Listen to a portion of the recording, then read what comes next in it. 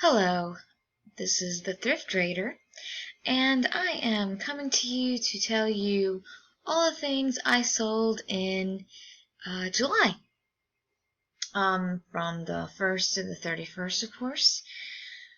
Now, I don't know if you saw my last video, but I like to tell a little story about each and every little thing I bought. Hopefully not too long, but if you don't like that kind of sort of thing, I totally understand. Some people just go through their stuff really fast. I feel like there's a story behind each and every little object. So, hope you don't mind. Anyway, moving on to the first one. I sold this on Amazon, this watercolor pencil magic, which actually, I looked at it and it was a neat book, and I kind of wish that it hadn't sold so quickly. As you can see, the used price is $22.45. Mine was in good condition, but I think it was a little lower at the time, and I sold mine for $17.99. So I probably could have sold it for $23 or $24 with no issues. It had a really decent rank, but I think I was just like, I'm not trying to hold on to stuff, I'm trying to get rid of it, and sure enough, it sold within the first week. So that was good, but I did look at it, and it made me want to get into watercolor pencils. So I haven't bought any yet, but I think I'm going to look into doing that somewhat soon. Next thing, complete tales and poems of Edgar Allan Poe. This I bought at a garage sale, a community garage sale, for $1. Oh, by the way, the watercolor book I bought also at Goodwill for $1. And my profit on the watercolor book, sorry, I'm getting used to doing this. Watercolor book was $13.42. That was my profit after fees. Even though I send it in through manufacturers, whatever you call it, where I send it to the customer, they still take a somewhat big chunk of your money, especially if it's a book. For some reason, they take out quite a bit. So, sold the watercolor book for $18, got $13.42. Sold this one for $14.99, so my profit is $11.05. My profit that I'm saying for these items are generally just my Excel sheet does them for me through a calculation, so they're roundabout. They may not be exact, and for some things, I didn't even look at the Excel. I just took what I thought it might be, or an approximate, just so you know for the future. The next thing, that was all I sold on Amazon. I don't sell a lot on Amazon, maybe because I don't do FBA. I don't feel like I have enough stuff to put on FBA like a lot of people do that resell. First thing I sold was this neat VHS. It's called Project Omicron, and weirdly enough, it sold to someone in the UK. They paid $10 plus $20 shipping because it went through the global shipping program, which I love, by the way, and I will get into more talk about international shippers or international buyers a little later because I love and hate them. So yeah, this sold. I was surprised that someone in the UK wanted it. It was let's see if I can. Yeah, it was made in Florida in 1999, and Ed Furniture kind of sponsored it. So my dad had picked it up and was like, this is a weird art film or whatever based on the 50s, and maybe you can sell it, maybe it's worth something. And I looked it up, and I don't think it was on Amazon or anything, so I just threw it on eBay, and it sat and sat and sat and sat. Finally, this person in the UK bought it, which I am so happy to finally get rid of it. So yeah, $10 plus the shipping here. Well, the shipping to the UK.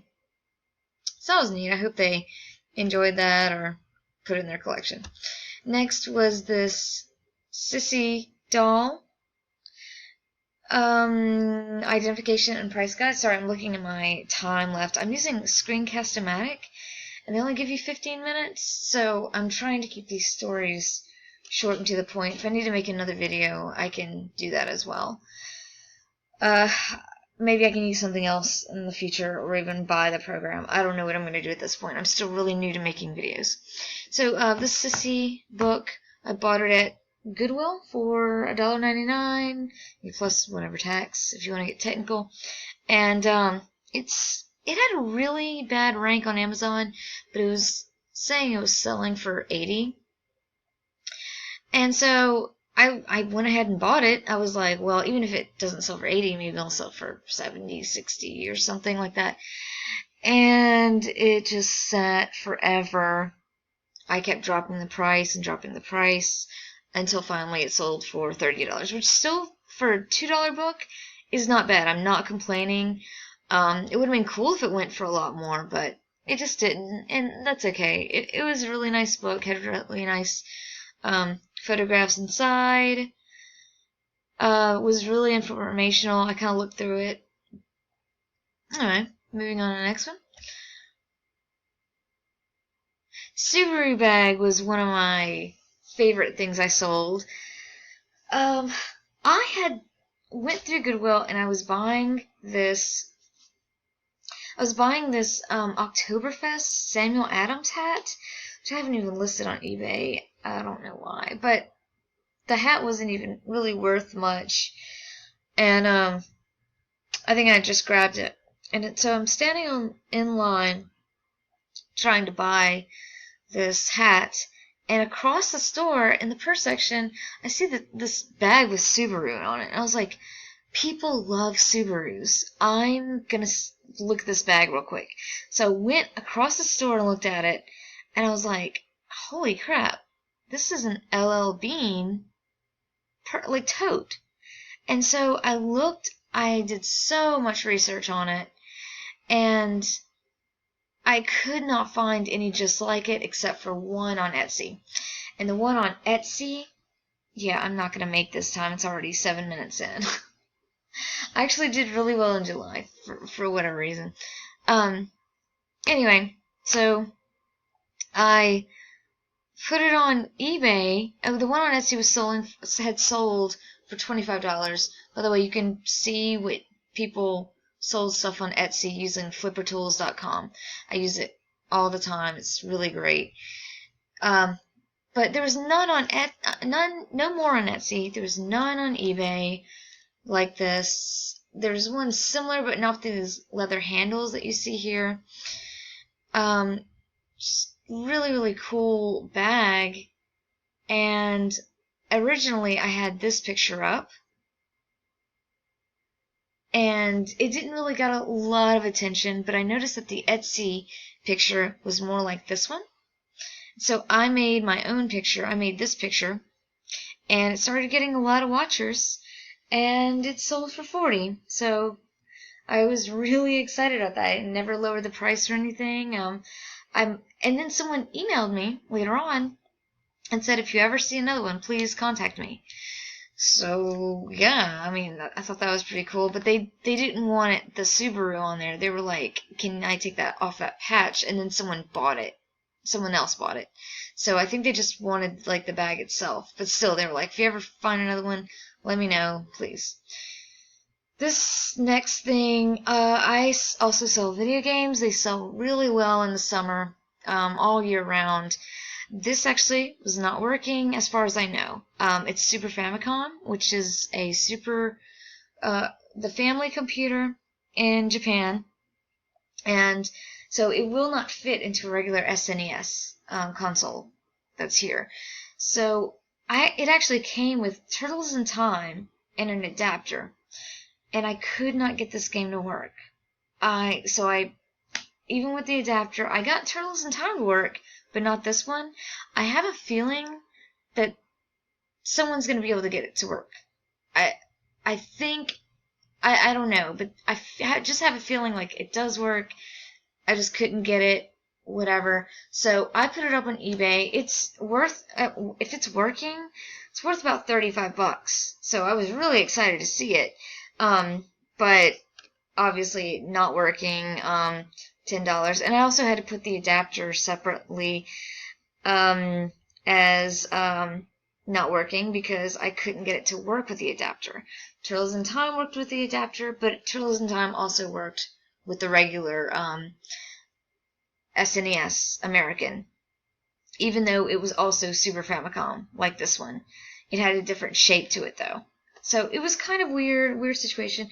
So I got that whole set for $2, so this was 66 cents, and it sold for $10 plus the shipping that you see there. Next thing, Metallica cassette. Not much to say here. Got it for 60 cents at a Goodwill. Sometimes I find cassettes that I will buy, and some of them can go between 10 and 15 if you can get them cheap.